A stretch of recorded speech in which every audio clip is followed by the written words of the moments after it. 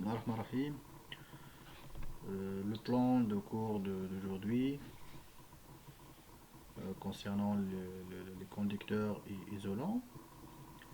Je rappelle que ce cours est destiné aux élèves de première année collège, niveau international.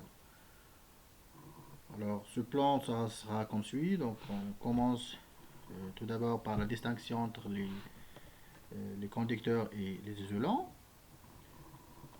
Puis, on va étudier le comportement de l'interrupteur. Et troisièmement, on va étudier les constitutions d'une chaîne conductrice d'une lampe à incandescence. Et comme d'habitude, on finira cette présentation par des exercices d'application. Allez, on commence. Alors, comme vous voyez, donc, le titre de cette première partie, c'est la distinction distinguée entre les conducteurs et isolants. Bien sûr, on commence cette première partie par une activité. Alors, comme vous voyez sur le circuit électrique, donc c'est le schéma électrique, il est composé par un générateur, des fils de connexion, une lampe. Et ici, on a un matériau à tester entre les points A et B. Alors, l'activité, ça sera comme suivant. Donc, plaçons des objets de différents matériaux, règles en plastique, morceaux de cuivre, morceaux de bois, entre les points A et B. Le circuit, c'est contre. Alors, comme vous voyez, donc, les résultats obtenus sont exposés sur le tableau suivant. Alors, lorsque nous avons inséré la règle en plastique entre les points A et B, donc l'état de la lampe est éteinte. Et lorsque nous avons inséré le morceau de cuivre entre les points A et B, l'état de la lampe est allumé. Et lorsque nous avons inséré le morceau du bois entre les points A et B de notre circuit, donc l'état de la lampe, ça sera éteinte. Donc, ce résultat implique quelque chose. Donc, alors on passe à l'observation et interprétation. Donc, lorsqu'on place un morceau de cuivre entre les points A et B, la lampe est allumée. Alors donc, le morceau de cuivre est un conducteur de l'électricité. Alors, on va expliquer cette observation. Et alors donc, concernant le morceau de cuivre, lorsque nous avons inséré le morceau de cuivre, le résultat que la lampe est allumée. Donc, ceci implique quoi? Ceci implique que le courant fourni par le générateur circule sur la totalité de la circuit. C'est bien? Donc, le morceau de cuivre que nous avons inséré ici, il assure la conduction de courant électrique. C'est-à-dire, il joue le rôle d'un fil de connexion. Ceci implique qu'il a fermé notre circuit. Donc, le morceau de cuivre, c'est un conducteur. Pourquoi? Parce qu'il assure la conduction de courant électrique dans le circuit. Donc, pour cette raison, la lampe est allumée, donc notre circuit est fermé. Alors, passons à la deuxième observation. Lorsqu'on place un morceau du bois, la règle en plastique entre les points A et B, la lampe s'éteint, donc le bois et le plastique sont des isolants d'électricité. C'est logique, pourquoi? Parce que nous avons inséré la règle en plastique et le bois, nous avons observé que la lampe est éteinte. Pourquoi? Parce que le courant fourni par le générateur n'arrive pas de circuler sur la totalité du circuit. Pourquoi? Parce que la règle en plastique ou bien le morceau du bois sont des isolants, c'est-à-dire ils coupent, ils ne laissent pas passer la circulation du courant électrique le long du circuit. Donc pour cette raison, on dit que les isolants sont des matériaux qui ne laissent pas passer le courant électrique. C'est bien. Alors je pense que nous avons bien arrivé de faire la distinction entre les conducteurs et les isolants. Alors on résume ça dans cette conclusion. Alors les conducteurs sont les matériaux qui laissent, donc je souligne le mot laisse, qui laissent passer le courant électrique dans un circuit. Voilà. Et pour les isolants, sont les matériaux qui ne laissent pas, donc c'est une négation ici, donc c'est une négation qui ne laisse pas passer le courant dans un circuit. Donc ça c'est la différence entre les conducteurs et les isolants. Les conducteurs viennent de verbe conduire, hein, c'est-à-dire il assure la conduction du courant dans notre circuit, il assure la fermeture de circuit. Et pour l'isolant, il vient de verbe isoler, hein, c'est-à-dire il ne laisse pas passer le courant dans le circuit. Alors il y a bien sûr, il y a beaucoup d'exemples, la règle en plastique, il y a le bois, il y a le caoutchouc, donc il y a beaucoup de matières qui sont isolantes. Et pour les matériaux conducteurs, il y a le cuivre, il y a l'or, il y a l'aluminium. Alors de façon générale, tous les aciers sont des conducteurs. Et lorsqu'on dit les aciers, c'est-à-dire en arabe, الفلزات. الفلزات هما les aciers النحاس الفضة والذهب الألمنيوم etc. Donc sont tous euh, sont des aciers qui laissent passer le courant, mais la qualité qui est différente. Donc, par exemple, le cuivre, il laisse passer le courant moins que l'or. Hein. Donc, puisque l'or il est plus cher, donc pour cette raison, on n'utilise pas l'or dans les fils de connexion. Parfois, on trouve l'aluminium, mais le cuivre, il laisse passer le courant euh, en bonne qualité que l'aluminium. Alors on passe maintenant à la deuxième partie, c'est le comportement de l'interrupteur. Donc c'est quelque chose qui est très très important. Nous avons vu déjà que euh, l'interrupteur c'est un dipôle qui fonctionne en deux états, désolé. Hein. Euh, donc c'est un composant du commande. Alors on commence cette partie par cette question. Hein, par cette question.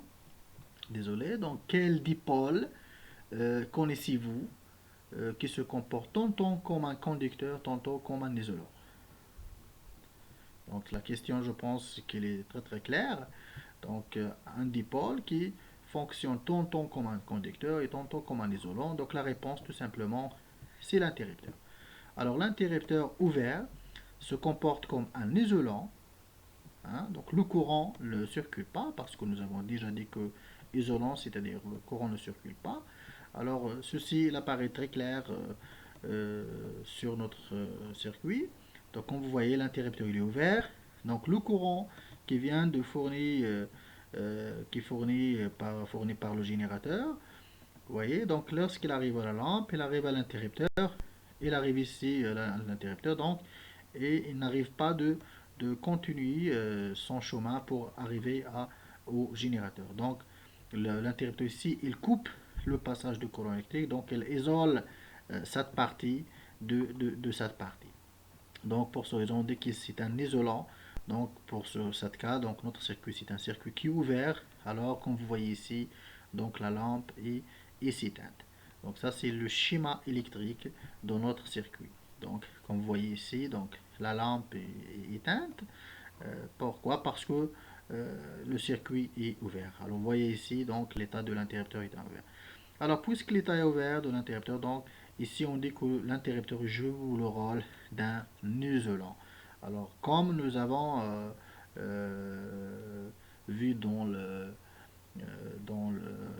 la première partie, donc on peut remplacer ici l'interrupteur ouvert par, je ne sais pas, le bois, par le règle en plastique.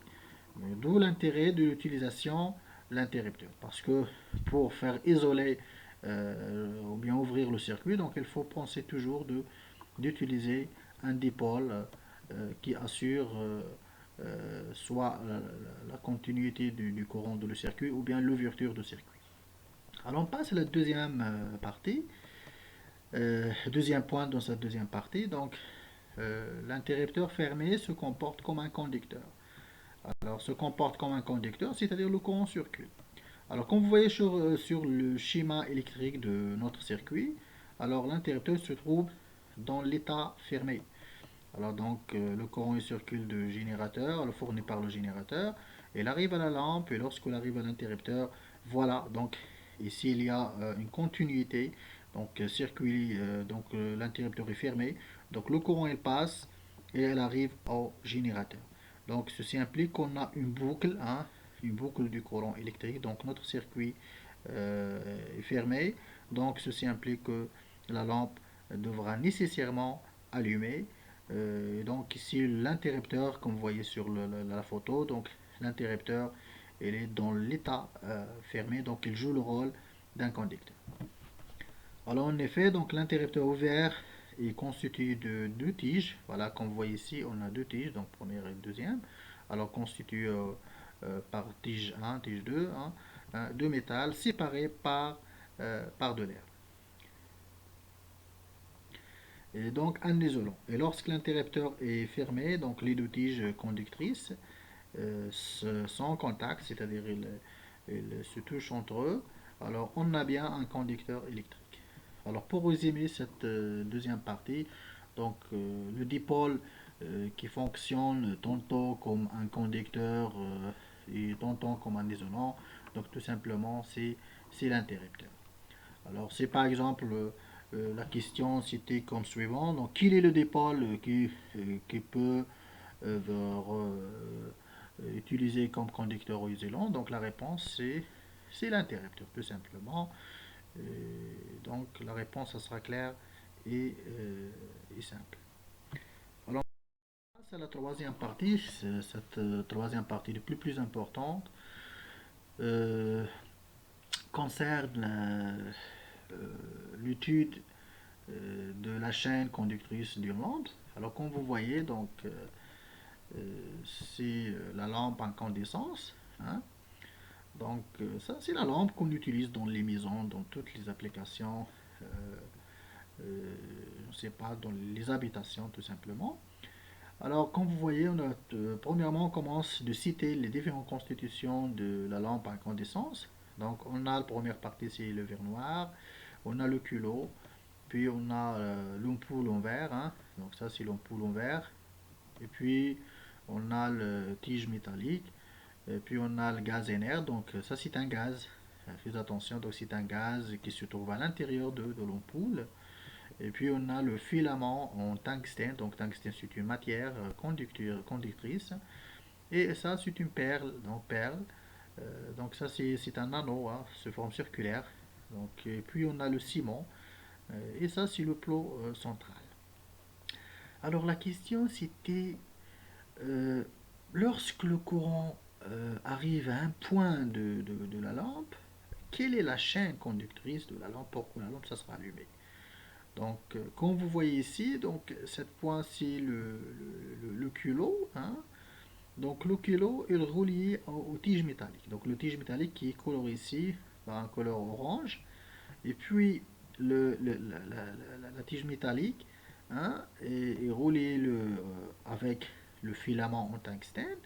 Et puis, le filament, il est relié encore à la tige. Donc, on a deux tiges, tige 1 et tige 2. Et puis, la tige, il est lié encore au plot central. Alors, comme vous voyez, donc ces éléments sont liés entre eux. Mais comme vous voyez, que le filament il est indépendant de l'ampoule, et encore il est indépendant de perles, il est indépendant de ciment. Hein, mais les éléments qui sont liés entre eux, on a le culot, tige, filament, tige et plot central. Alors tout simplement, lorsque le courant il arrive au culot, donc il passe aux tiges, puis il passe au filament, puis il passe aux tiges lorsqu'il arrive jusqu'à il arrive au plot central. Alors ces éléments, c'est elles qui constituent la chaîne conductrice du lampe à incandescence. Hein. Donc le mot incandescence, donc c'est quelque chose qui est nouveau pour eux, mais le mot incandescence sont les lampes qu'on utilise dans les maisons. Donc ça, c'est une lampe incandescence, voilà. Lampe incandescence, lampe incandescence. Il y a des lampes à tube que vous avez dans les habitations, mais ça, c'est une lampe incandescence. Alors donc, les éléments de la chaîne conductrice de lampe incandescence sont le culot, les deux tiges métalliques. Pourquoi deux? Parce que on a un tige à gauche et tige à droite. Donc pour cette raison, on dit qu'on a deux tiges. Et on a le filament. Donc le filament, il est en tungstène. Donc le tungstène, c'est une matière conductrice, hein, du courant électrique. Et puis on a le plot central. Alors, Ça sont les éléments de la chaîne conductrice. C'est bien. Alors, remarque, la lampe est un dipôle électrique. Elle possède deux bornes qui sont le culot et le plot central. Donc, c'est quelque chose qui est très très important euh, parce que puisque la lampe c'est un dipôle, donc il faut chercher les bornes de lampe. Alors, comme vous voyez ici, donc ça c'est le borne d'entrée, hein, et ça c'est la borne de sortie. Donc, le culot et le plot central sont les deux bornes de quoi? Les deux bornes de la lampe. Sont les deux bornes de la lampe. C'est bien. Alors, on passe à certains exemples. Comme vous voyez ici, la lampe est allumée. Donc, la question, pourquoi la lampe est allumée? Parce que lorsque le courant est fourni par le générateur, il sort de la borne plus du générateur. Alors, il circule dans les fils de conduction. Il arrive ici au culot, puis il entre dans la tige, puis il passe dans comment on dirige le filament en tungstène, puis il sort de la deuxième tige jusqu'à il arrive au plot central, et puis il sort le courant, il continue son chemin jusqu'à il arrive au moins de générateur.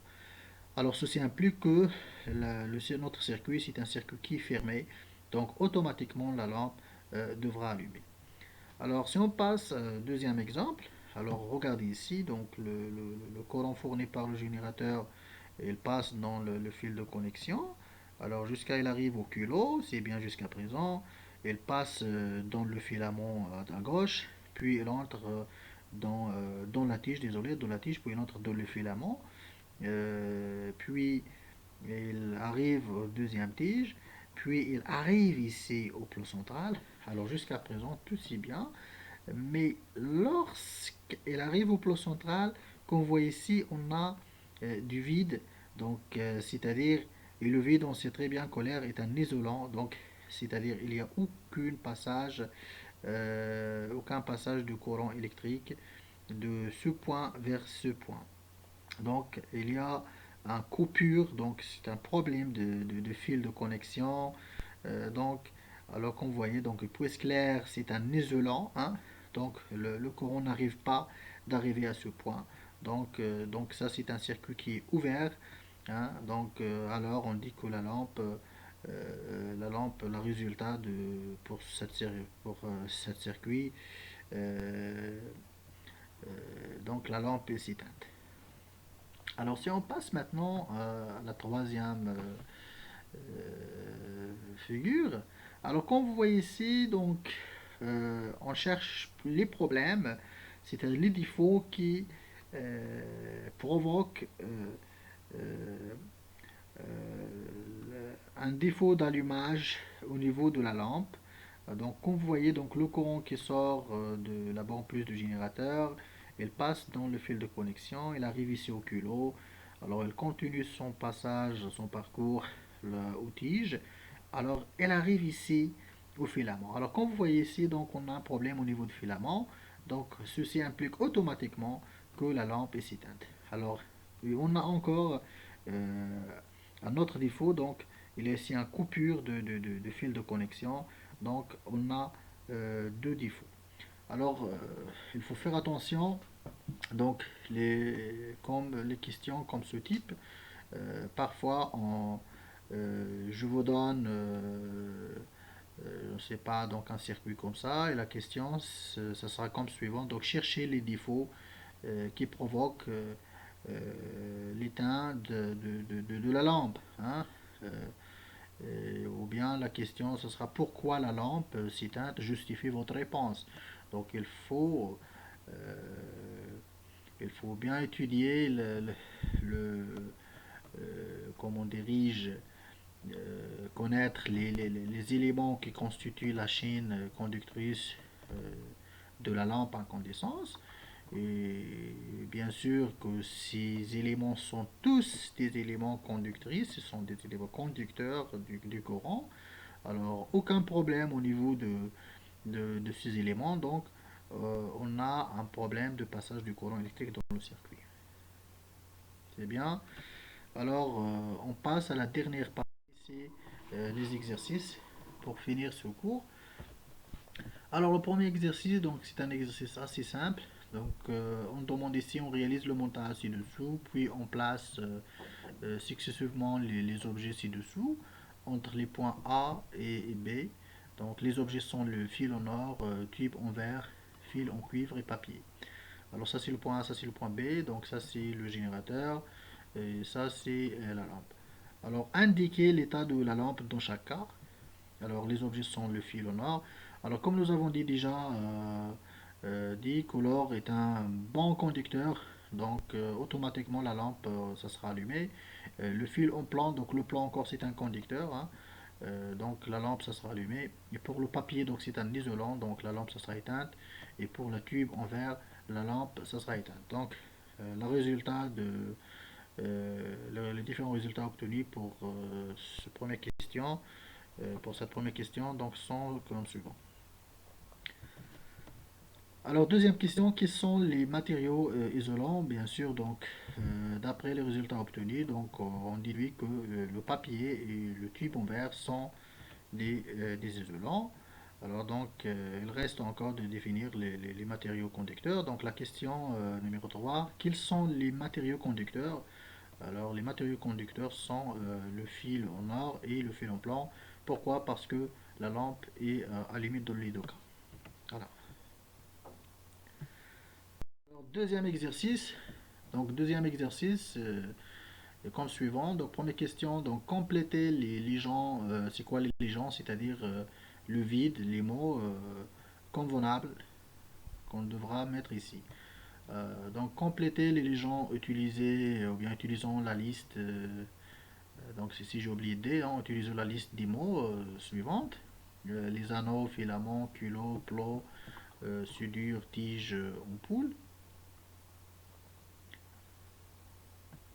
Voilà, donc comme vous voyez ici, donc déjà moi j'ai signalé les différents mots dans la troisième partie. Donc ça sera bien sûr le plot, hein, le plot central, hein, donc c'est le plot en plan. Ça sera le culot, donc ça c'est un anneau, donc ça c'est le filament. Ici on a l'ampoule, ça c'est la tige en cuivre, et finalement on a un suture. Donc ça sont les éléments, comme vous voyez. Voilà. Et la deuxième question, citer les éléments qui constituent la chaîne conductrice de la lampe ci-dessus. Alors, les éléments qui constituent la chaîne conductrice de la lampe ci-dessus. Alors, bien sûr, on a ici le culot, hein.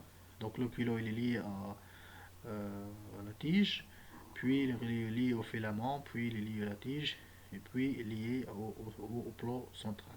Donc, les éléments de la chaîne conductrice sont le culot, tige, filament et plot. Ici, on peut faire tige avec OS pluriel ou bien deux tiges. Alors, merci bien et notre rendez-vous avec un autre cours.